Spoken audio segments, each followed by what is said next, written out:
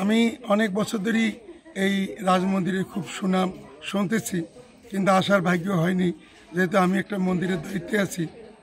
আজকে এসে দেখলাম যে আসলেই এই একটি মঠবাড়িয়ার প্রত্যন্ত অঞ্চলে এত বিশাল একটি ধর্মীয় আয়োজন, এটা আমাদের খুব আশ্চর্য লাগছে যে এই গ্রামের ভিতরে কিভাবে এত বড় আয়োজন তারা করলো।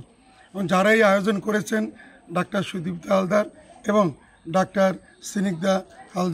স্নিগ্ধা চক্রবর্তী, তাদেরকে আমি অভিনন্দন জানাচ্ছি এই জন্য যে তারা এত কষ্ট পরিশ্রম করে এই জায়গার মতো স্থানে একটি বিশাল আয়োজন সৃষ্টি করেছেন, যেটা বাংলাদেশের মধ্যে একটি অনন্য। এত দেবদেবতার আয়োজন করে মন্দির করা অনেক অসম্ভব, কিন্তু তিনি সেই ব্যয় করে সেই ধর্মীয় আয়োজনটিকে দেখিয়েছেন এই এলাকার জনগণ। এবং এখানে একটি পূজার আয়োজনে এত ভিড় হবে এটা আমি কল্পনা করতে পারিনি। অনেক সুন্দর লাগলো, আমারও অনেক সুন্দর অভিজ্ঞতা হলো। আমি এখানে সবাইকে এই জন্য ধন্যবাদ জানাচ্ছি। নমস্কার। আমি এই পর্যন্ত যত পূজা দেখছি, এত বড় আয়োজন আমাদের এই দক্ষিণ অঞ্চলে আমি দেখিনি। আমার মনে হয় এইখানে এইটাই মনে হয় সবচেয়ে বড় আমাদের এই দক্ষিণ অঞ্চল বলতে, যেখানে পূজায় এত বড় আয়োজন আমি আর এখনো কোথাও পাইনি। ধন্যবাদ জানাচ্ছি আপনাদেরকে এত বড় আয়োজন করার জন্য। আমাদের প্রতি বছরই এখানে এই রাজমন্দিরে ব্যতিক্রম ধর্মী আয়োজন করা হয়ে থাকে। এবছরও ব্যতিক্রম ধর্মী আমরা আয়োজন করতে একটু সক্ষম হয়েছি। আর রাজমন্দির হচ্ছে ভালোবাসার আর এক নাম। আর আমাদের এই রাজমন্দিরে এবছর সারা বাংলাদেশের মধ্যে ব্যতিক্রম হচ্ছে জোড়া দুর্গা মায়ের পূজা। এটা আমার এখন পর্যন্ত আমার জানা মতে কোথাও আমি দেখিনি। তাহলে এবছরে আমরা এই রাজমন্দিরে জোড়া দুর্গা মায়ের পূজা একসাথে একই সময় অঞ্জলি এবং পূজা হবে। আর আমাদের এখানে 151টি প্রতিমা দ্বারা, অর্থাৎ যে পৌরাণিক কাহিনী অবলম্বনে রামায়ণ, মহাভারত, শ্রীমদ্ ভাগবত গীতা এবং থেকে বিভিন্ন দেবদেবীর সমন্বয়ে আমরা 151টি প্রতিমা এখানে করেছি। এছাড়াও আমাদের রয়েছে স্থায়ী কিছু মন্দির রয়েছে, যেমন মা মনসা মন্দির, তারপরে হরিচাঁদ ঠাকুরের মন্দির, মা কালী মন্দির, সরস্বতী মন্দির, এই আর কি। আমি পিসপুর থেকে এসেছি। এখানে এসে আমার খুব ভালো লাগছে। আসলে আমি এখানে প্রথম এসেছি, তো এসে অনেকগুলো মন্দির মানে প্রতিমা আছে, তো দেখে আমার খুব ভালোই লাগতেছে। তো আমি ওর পরিবারের সাথে এসেছি।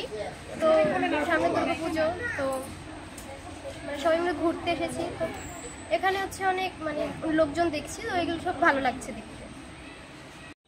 আমার মা বাবা এই পুরা মন্দিরটি তৈরি করছে এবং এই মন্দিরে অনেক প্রতিমা আছে, যেমন মা দুর্গা মন্দির, জোড়া মা দুর্গা পূজা হবে এবার। আমার মা বাবা এই পুরা মন্দিরটা এবং এটা পুরাটা নিজেরা করেছে এবং এটা প্রথমে শুরু হয়েছে একটা ছোট দুর্গা পূজা দিয়ে। তো আস্তে আস্তে আমরা কেউই জানি না এটা কীভাবে জানি বড় হয়ে গেল। তো আস্তে আস্তে হাজার হাজার মানুষ আসলো।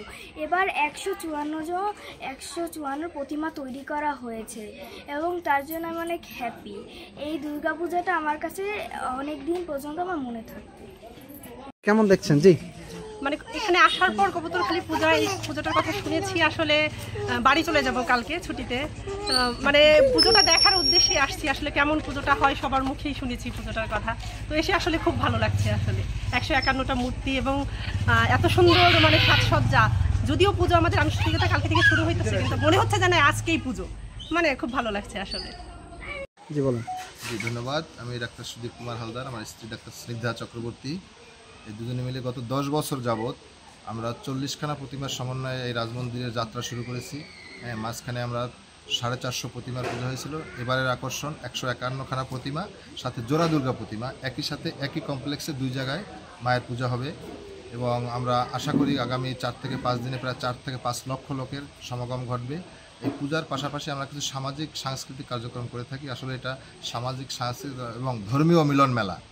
এত সামাজিক কার্যক্রমের মধ্যে আছে আমরা যত লোক দুপুর 1টা থেকে 4টা পর্যন্ত আসবে তাদের আহারের ব্যবস্থা করে থাকি। সাথে আমরা বস্ত্রদান করে থাকি, যারা গরিব অসহায় তাদের বস্ত্রদান করে থাকি।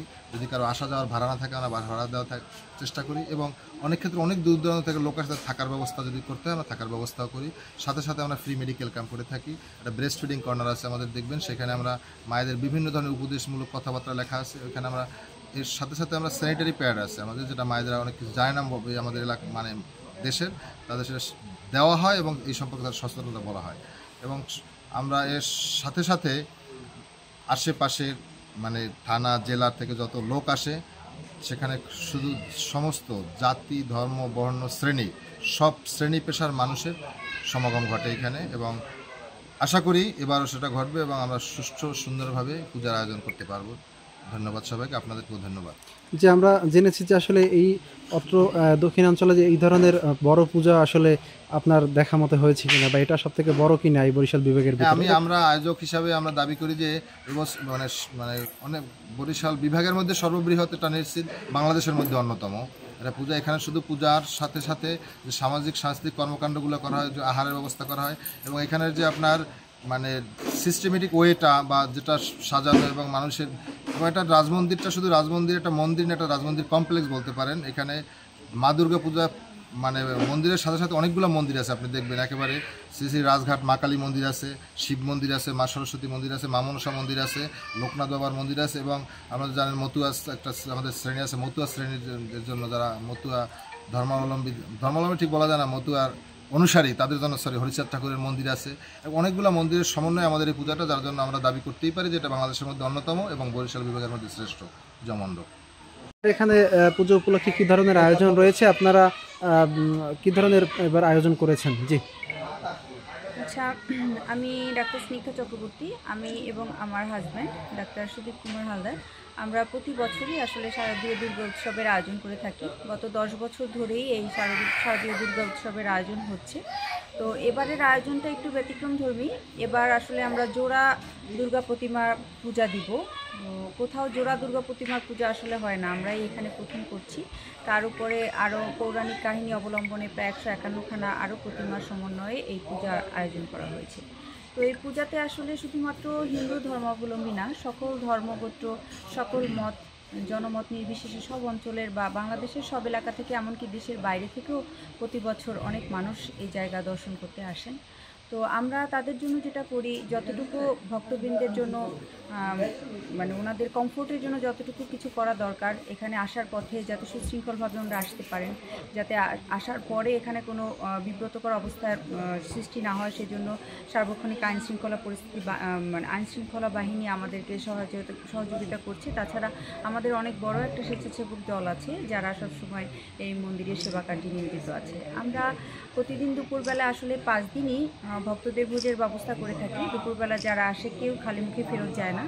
আর যেহেতু আমি একজন স্ত্রীরোগ বিশেষজ্ঞ, সেই হিসেবে মহিলাদের জন্য কিছু জনসেবামূলক অথবা স্বাস্থ্য সচেতনতামূলক কর্মকাণ্ড সবসময় পরিচালনা করি, যেন এই সময়ে যদি কোনো মহিলা আসে আমার কাছে সেবা নিতে চায়, অবশ্যই সেই বিষয়ে তো তাদেরকে আমি পরামর্শ দেই। তার পাশাপাশি ব্রেস্ট ফিডিং কর্নার, মাদের ব্রেস্ট ফিডিং সম্পর্কে সচেতনতা, বা এটা যে একমাত্র মানে খুবই গুরুত্বপূর্ণ একটা ব্যাপার, এটা মহিলাদের জানানো, স্যানিটারি প্যাড সম্পর্কে সচেতনতা, যে স্বাস্থ্য শিক্ষার এটা একটা অঙ্গ, এবং একই সাথে তাদের স্যানিটারি প্যাড বিতরণ এবং ফ্রি মেডিকেল ক্যাম্প, এই সকল জনসেবামূলক কর্মকাণ্ড আসলে প্রতি বছরই করা হয়।